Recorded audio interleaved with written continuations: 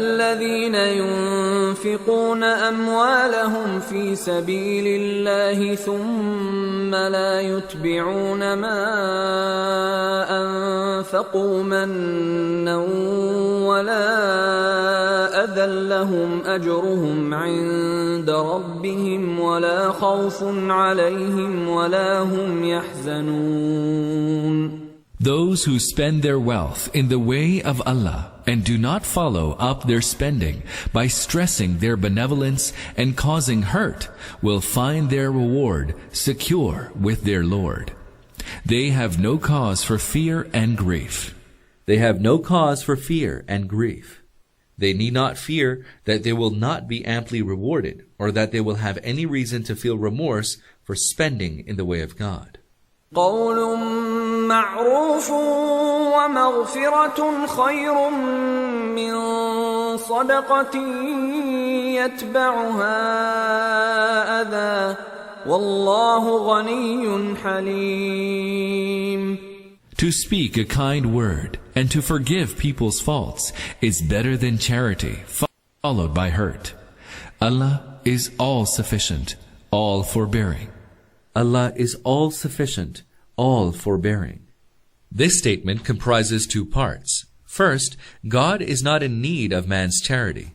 Second, since God himself is tolerant, he will tend to like those who are generous and tolerant rather than those who are narrow-minded and mean.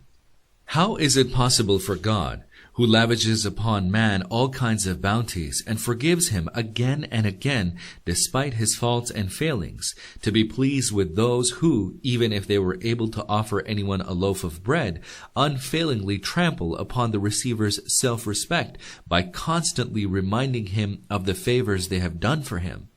For this reason, it has been stated in the hadith that God will have nothing to do with those who continually remind those whom they have been kind to of their acts of generosity.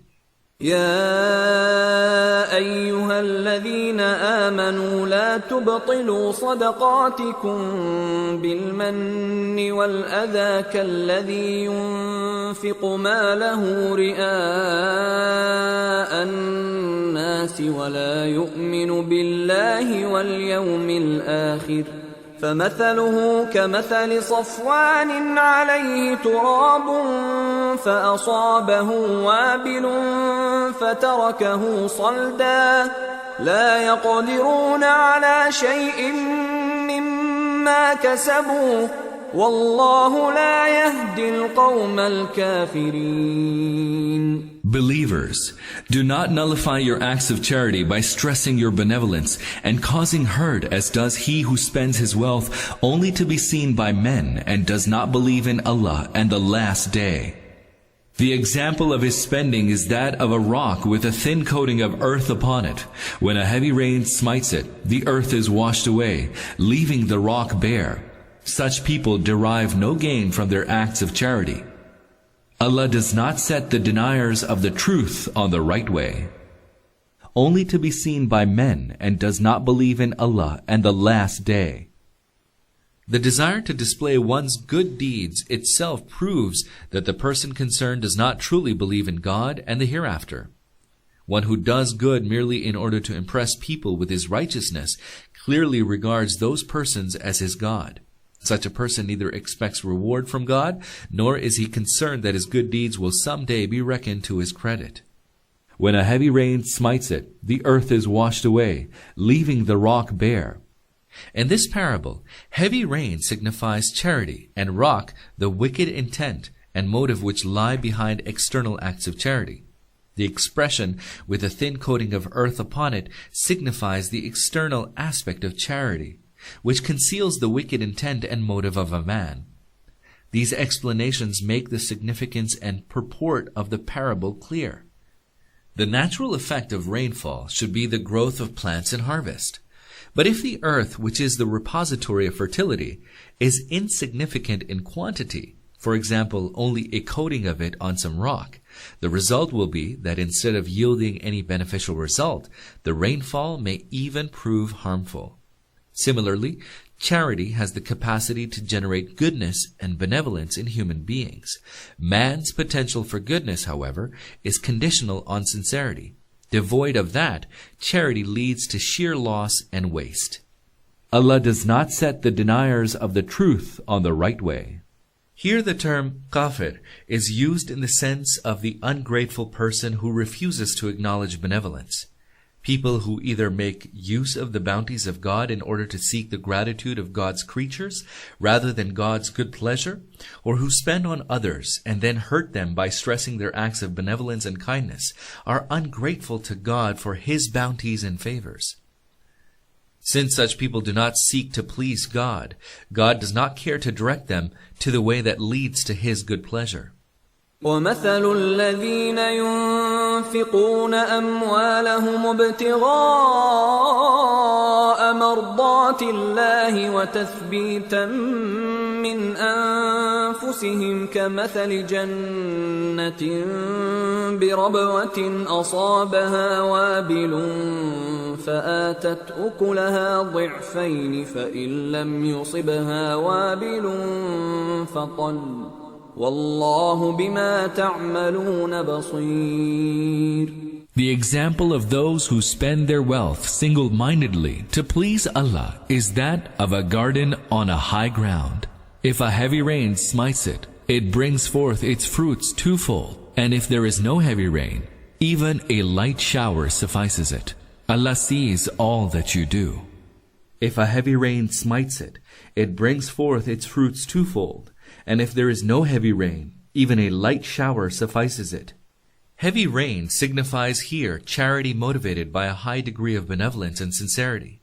Light shower refers to charity deficient in sincerity and goodness, though not altogether devoid of them. أَيَوَدُّ أَحَدُكُمْ أَن تَكُونَ لَهُ جَنَّةٌ مِّن نَّخِيلٍ وَأَعْنَابٍ تَجْرِي من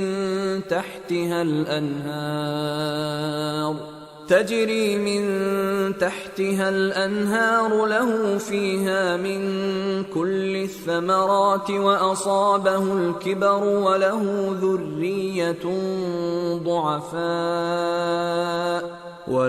ذرية ضعفاء فأصابها إعصار فيه نار فاحترقت كذلك يبين الله لكم الآيات لعلكم تتفكرون.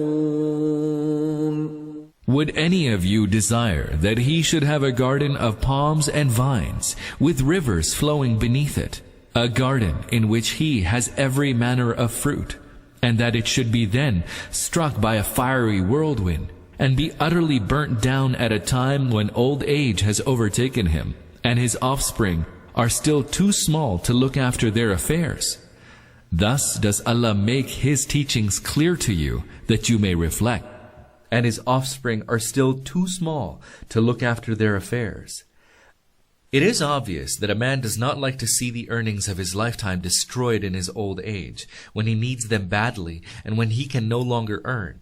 How is it then that he can contemplate stepping into the realm of the hereafter and finding suddenly that he is empty-handed, that he has sown nothing from which he can reap the fruit? In the next world there will be no opportunity to begin earning anew. Whatever one can do towards ensuring one's well-being in the hereafter must be done in this world. If one devotes oneself totally to the pursuit of the riches of this world rather than to the hereafter, one's situation will be as pitiable as that of the age-stricken man whose orchard, his source of income in his old age, is reduced to ashes too late for him to produce a new one.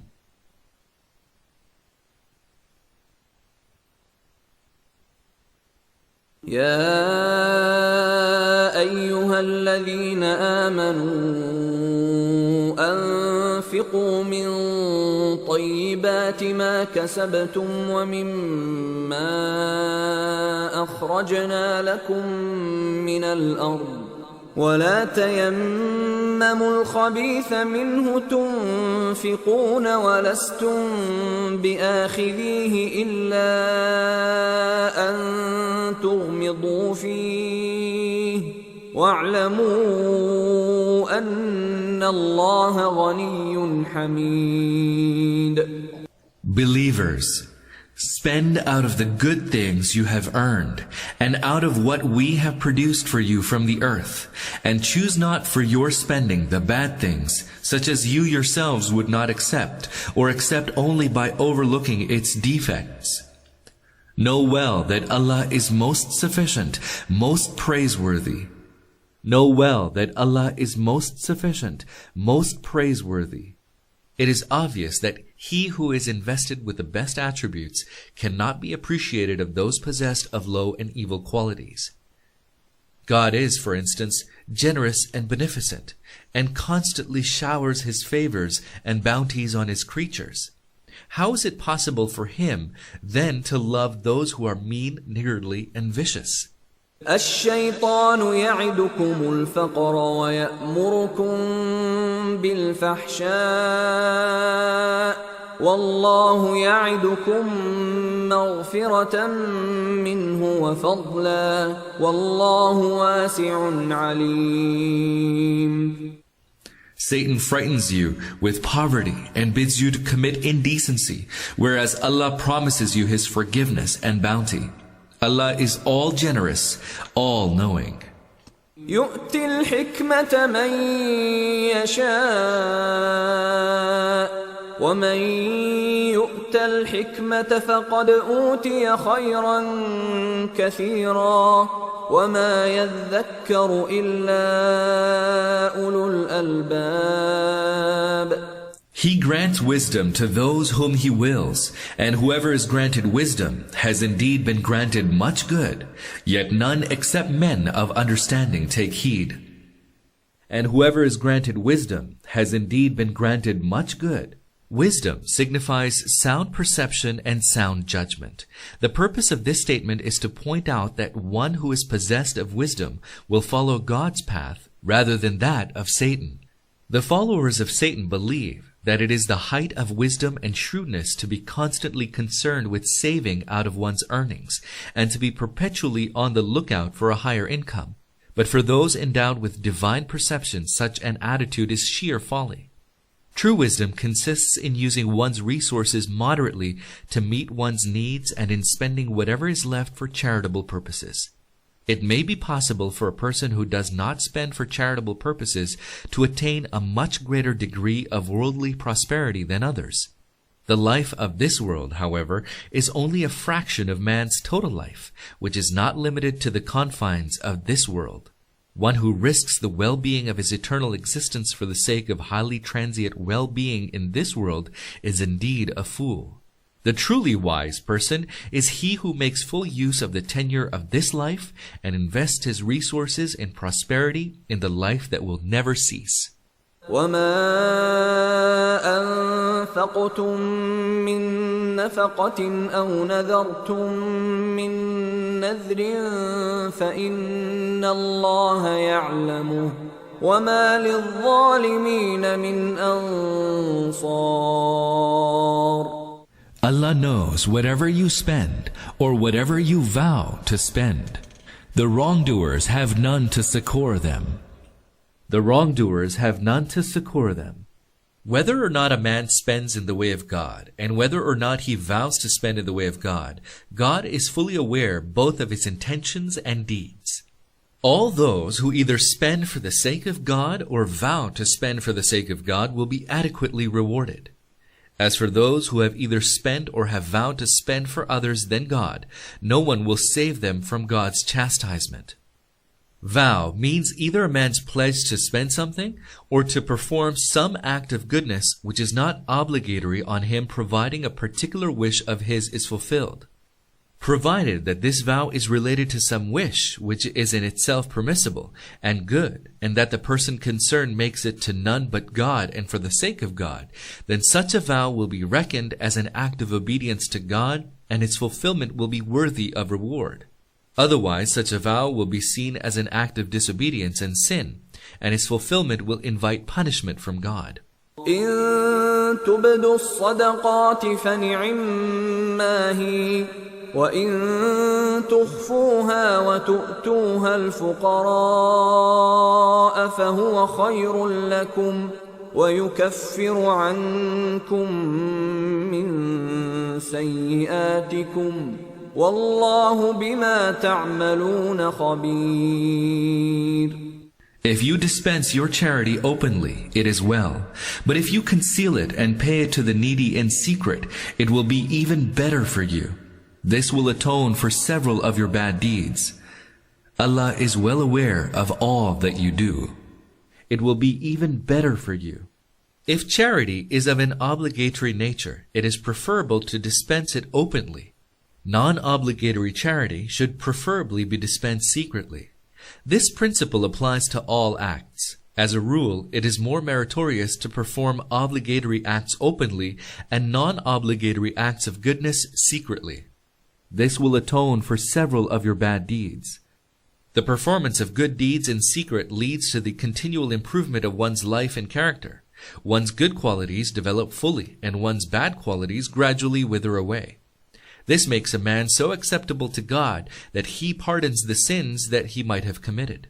ليس عليك هداهم ولكن الله يهدي من يشاء وما تنفقوا من خير فلأنفسكم وما تنفقون إلا ابتغاء وجه الله وما تنفقوا من خير يوفى إليكم وأنتم لا تظلمون.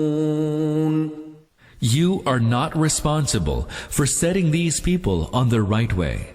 Allah sets on the right way whomsoever He wills. Whatever wealth you spend in charity is to your own benefit, for you spend merely to please Allah. So whatever you spend in charity will be repaid to you in full, and you shall not be wronged. So whatever you spend in charity will be repaid to you in full, and you shall not be wronged. In the beginning, Muslims tended to hesitate in helping either their non-Muslim relatives or other non-Muslims who were in need. They thought that helping Muslims only constituted spending in the way of Allah. This verse rejects this attitude. The purpose of this verse is to point out that Muslims are not responsible for forcing true guidance down the throats of people. Conveying the message of truth to people absolves them of the obligation incumbent upon them.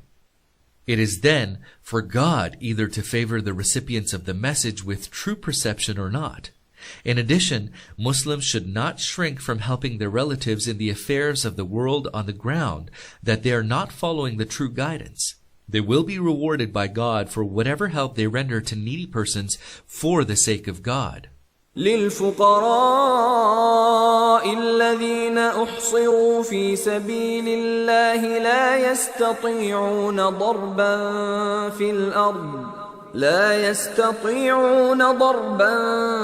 في الأرض يحسبهم الجاهل أغنياء من التعفف تعرفهم بسيماهم لا يسألون الناس إلحافا وما تنفقوا من خير فإن الله به عليم. Those needy ones who are wholly wrapped up in the cause of Allah and who are hindered from moving about the earth in search of their livelihood especially deserve help. He who is unaware of their circumstances supposes them to be wealthy because of their dignified bearing, but you will know them by their countenance, although they do not go about begging of people with importunity. And whatever wealth you will spend on helping them, Allah will know of it. And whatever wealth you will spend on helping them, Allah will know of it. The people referred to here are those who, because they had dedicated themselves wholly to serving the religion of God, were unable to earn their livelihood. In the time of the Prophet, peace be upon him, there was a group of such volunteer workers known as Ashab al-Sufa, consisting of about 300 or 400 people who had forsaken their homes and gone to Medina. They remained at all times in the company of the Prophet, always at his beck and call to perform whatever service he required of them. They were dispatched by the Prophet, peace be upon him, on whatever expeditions he wished. Whenever there was nothing to do elsewhere, they stayed in Medina and devoted themselves to acquiring religious knowledge and imparting it to others. Since they were full-time workers and had no private resources to meet their needs, God pointed out to the Muslims that helping such people was the best way of spending in the way of Allah. الذين ينفقون أموالهم بالليل والنهار سرا وعلانية فلهم أجرهم عند ربهم ولا خوف عليهم ولا هم يحزنون. Those who spend their wealth by night and by day, both in secret and openly, will find that their reward is secure with their Lord, and that there is no reason for them to entertain any fear or grief.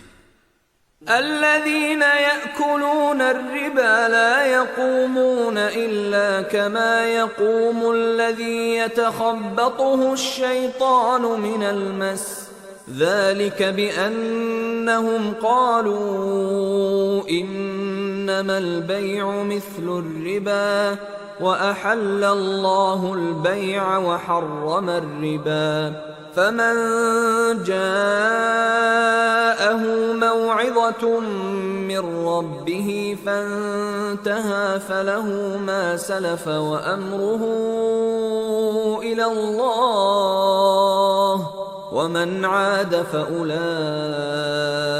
أصحاب النار هم فيها خالدون. As for those who devour interest, they behave as the one whom Satan has confounded with his touch. Seized in this state, they say, buying and selling is but a kind of interest, even though Allah has made buying and selling lawful and interest unlawful. Hence, whosoever receives this admonition from his Lord and then gives up taking interest may keep his previous gains, and it will be for Allah to judge him. Whoever reverts to it, they are the people of the fire, and there they shall abide. As for those who devour interest, the term riba in Arabic means to grow, to exceed, to increase. Technically, it denotes the amount that a lender receives from a borrower at a fixed rate of interest. At the time of the revelation of the Quran, several forms of interest transactions were in vogue and were designated as riba by the Arabs. Of these, one was that the vendor sold an article and fixed a time limit for the payment of the price, stipulating that if the buyer failed to pay within the specified period of time, he would extend the time limit but increase the price of the article. Another was that a man loaned a sum of money to another person and stipulated that the borrower should return a specified amount in excess of the amount loaned within a given time limit. A third form of interest transaction was that the borrower and vendor agreed that the former would repay the loan within a certain limit at a fixed rate of interest, and that if he failed to do so within the limit, the lender would extend the time limit, but at the same time would increase the rate of interest. It is to transactions such as these that the injunctions mentioned here apply. They behave as the one whom Satan has confounded with his touch. The Arabs use the word majnun, possessed by the jinn, to characterize the insane. The Quran uses the same expression about those who take interest. Just as an insane person, unconstrained by ordinary reason, resorts to all kinds of immoderate acts, so does one who takes interest. He pursues his craze for money as if he were insane. He is heedless of the fact that interest cuts the very roots of human love, brotherhood, and fellow feeling, and undermines the welfare and happiness of human society. That his enrichment is at the expense of the well-being of many other human beings. This is the state of his insanity in this world, since a man will rise in the hereafter in the same state in which he dies in the present world, he will be resurrected as a lunatic. Seized in this state, they say, buying and selling is but a kind of interest. The unsoundness of this view lies in not differentiating between the profit one gains on investment in commercial enterprises on the one hand, and interest on the other. As a result of this confusion, the proponents of this view argue that if profit on money invested in a business enterprise is permissible, why should the profit accruing on loaned money be deemed unlawful? Similar arguments are advanced by those who thrive on interest in our own times. Their argument runs as follows. A person who could have profitably invested his money in a commercial enterprise loans it out to somebody who, in turn, makes a profit out of it. In such circumstances, why should the borrower not pay the lender a part of the profit? Such people, however, disregard the fact that no enterprise in which a man participates, whether it is commercial, industrial, or agricultural, and whether one participates in it with one's organizing skill or capital, or by both, is immune from risk. No enterprise carries absolutely guaranteed profit at a fixed rate. What is the justification, then, for the fact that out of all the people in the business world, the financier alone should be considered entitled to a profit at a fixed rate in all circumstances and should be protected against all possibility of loss? Let us set aside for a moment the questions of non-profitable loans and vacillations in the rate of profit. Let us consider only the question of loans for profitable enterprises and confine our consideration to loans made at non-exorbitant rates of interest. The question, however, remains, which rational principle, which logic, which canon of justice, which sound economic principle can justify that those who spend their time, energy, capacity, and resources, and whose effort and skill make a business thrive, are not guaranteed profit at any fixed rate, whereas those who merely lend out of their funds are fully secured against all risks of loss and are guaranteed profit at a fixed rate? And which principle can justify the fact that a man lends out his funds to an industrial concern and fixes, say, for the next 20 years, that he will be entitled to receive each year a given % interest on his capital, while the proprietors of the industrial concern have no means of foretelling the price changes affecting their commodity, and hence their profit? Let us consider another case, namely that of war loans. How can it be appropriate that all classes of people endure all kinds of losses and are exposed to all kinds of risks and dangers connected with war, whereas the financiers, simply by having made loans, continue to receive interest on them for long periods of time, sometimes even for a whole century, even though Allah has made buying and selling lawful and interest unlawful? The essential difference between non-interest business transactions and interest-bearing transactions rests on the following grounds. 1. In ordinary business transactions, there occurs a mutually equitable exchange of benefits between the buyer and the seller. The buyer derives benefit from the article which he purchases from the seller. The seller receives compensation for the effort, ingenuity, and time spent on making the article available to the buyer. In interest-bearing transactions, on the other hand, the exchange of benefits does not take place equitably. The interest-receiving party receives a fixed amount as a payment for using the loan he advances, and thus his gain is secured. The other party to the transaction has only one thing at his disposal, a period of time during which he can make use of the funds loaned and which may not always yield a profit. If such a person spends the borrowed funds on consumption, there is obviously no question of profit, even if the funds are invested in trade, agriculture, or industry. One stands the chance both of making a profit and of incurring a loss during the period of time in question. Hence, an interest-bearing transaction entails either a loss on one side and a profit on the other, or an assured and fixed profit on one side and an uncertain and unspecified profit on the other. 2. In business enterprises, the profit that a person makes, however large it may be, is made only once. The person who lends out money on interest receives, on the contrary, an ongoing profit which multiplies with the passage of time. Moreover, however large the extent of the profit made by the borrower from the loaned money, it will still be within certain limits, while the claims of the lender in return for this profit are unlimited. It is even possible that the lender may seize the entire turnover of the borrower if he defaults on payment, thus depriving him of all the resources from which he makes his living. It is also possible that even after the lender has seized all the property of the borrower, his claims will still remain unsatisfied. 3. In a business deal, the transaction ends with the exchange between a commodity and its price. After this exchange has taken place, no obligation remains on either party towards the other. If the transaction is that of rent, the thing rented, for example land or building, is not consumed but is rather used and remains intact, and is returned to the owner after a stipulated period of time. In a transaction involving interest, however, what actually happens is that the borrower first spends the loaned funds, then reclaims them with his efforts, returning them to the lender together with a surplus. 4. In agriculture and industry, and in trade and commerce, one makes a profit after having expended one's effort, intelligence, and time. In an interest-bearing transaction, on the contrary, one becomes entitled to a sizable share in the earnings of others without any toil and effort by merely allowing someone to make use of one's surplus money. The lender is neither a partner in the technical sense of the term, for he does not share both the profit and the loss, nor is his share in proportion to the actual profit.